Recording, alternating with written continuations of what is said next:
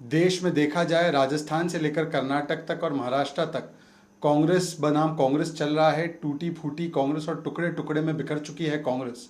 जो पार्टी को एकजुट नहीं कर पाए वो तथाकथित विपक्षी एकता के लिए निकल पड़े हैं। परंतु आज ये एजेंडा क्या है इनके एक होने का? इनका केवल एक alliance of contradiction, alliance of corruption और अलायंस ऑफ कन्वीनियंस है। एक तरफ प्रधानमंत्री नरेंद्र मोदी का मिशन और विजन है 2024 और देश को आगे बढ़ाने के लिए, और दूसरी तरफ इनके पास केवल unity in corruption, unity in commission, unity in politics of division and unity for ambition of position है।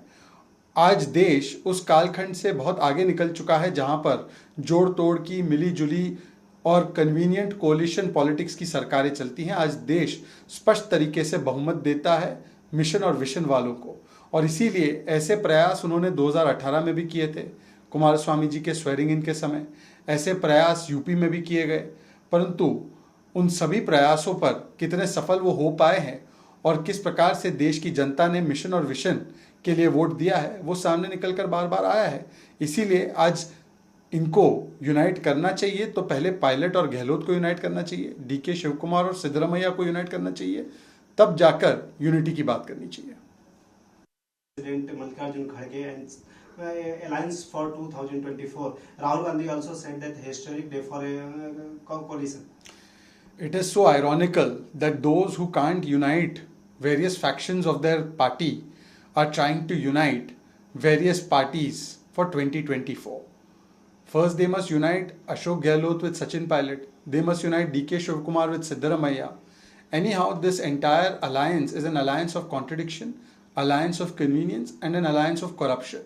The only common agenda is that they are united in corruption, united in commission, united in politics of division, and united in politics of ambition for position. On the one hand, there is mission and vision of Prime Minister Modi, for which people are trusting their mandate and giving spasht bahumat or full majority governments. And on the other hand, there are those who want to take the country back into that era of unstable governments, of unclear agendas, and of politics of convenience and politics of corruption. They are all united in corruption and commission, and people have already rejected such kinds of attempts even earlier. What happened when they all held hands during the Kumaraswamy swearing in? So people of this country are very wise, and they vote for those who have mission and vision, not for those who want to only protect and increase their corruption and spread the politics of division. देखिए, सत्यमेव जयते आज फिर से एक बार court ने मनीष सिसोदिया और अरविंद केजरीवाल की करप्शन की डिग्री खोलकर सामने रख दी है। पिछली बार भी जब मनीष सिसोदिया कोर्ट के पास गए थे तो उनको कोई राहत नहीं मिली। उल्टा कोर्ट ने उनको कहा कि आप इस पूरे शराब घोटाले के मुख्य आर्किटेक्ट हैं, आपने 90 से 100 करोड़ रुपए घूस ली है, और किस प्रकार से शराब घोटाले को अंजाम दिया गया ये बताया गया। परंतु जब सत्येंद्र जैन को 10-10 महीने बेल नहीं मिलती, मनीष सिसोदिया को सुप्रीम कोर्ट तक से राहत नहीं मिलती, विजय नायर 6 महीने से जेल में है, तब आम आदमी पार्टी के लोग प्रदर्शन करते हैं। क्या वो कोर्ट के खिलाफ प्रदर्शन कर रहे हैं? क्या वो कोर्ट के खिलाफ आरोप लगा रहे हैं कि विद्वेष की भावना से कोर्ट काम कर रहा है? क्या कोर्ट में उनकी आस्था नहीं है?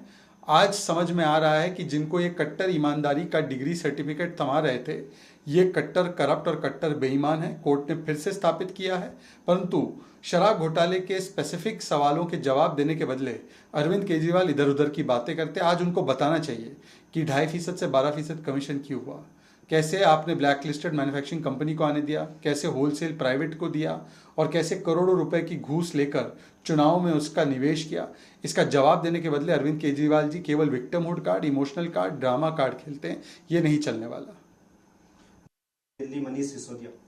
Satyamev Jayate. Once again, the court has opened up the corruption degrees of Arvind Kejriwal and Manish Sisodia, but they have no answers to the corruption degrees that is being shown by the courts, and therefore they are trying to divert issues onto other non-issues. The fact of the matter is that Manish Sisodia has not got relief even from the highest courts. And last time the court said he is the architect of the Sharab Ghotala, that he has taken corruption bribes of 90 to 100 crores, that he and the entire government orchestrated this Sharab Ghotala. The involvement of Mr. Kejriwal is also becoming clear.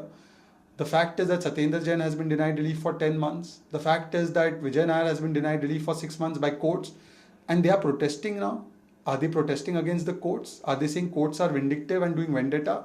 Today the question is that why are they handing out certificates of Kattar Imandari to those who have degrees in the masters of corruption?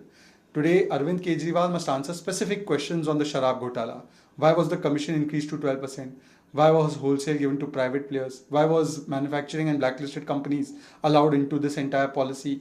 Instead of answering these specific questions, नमस्कार, मैं हूं मानक गुप्ता। अगर आपको हमारा ये video पसंद आया हो तो इसे लाइक और शेयर जरूर करें और हां, हमें सब्सक्राइब और फॉलो करना ना भूलें ताकि आप देश और दुनिया की कोई खबर मिस ना करें। तो जुड़े रहिए हमारे साथ और देखते रहिए न्यूज़ 24।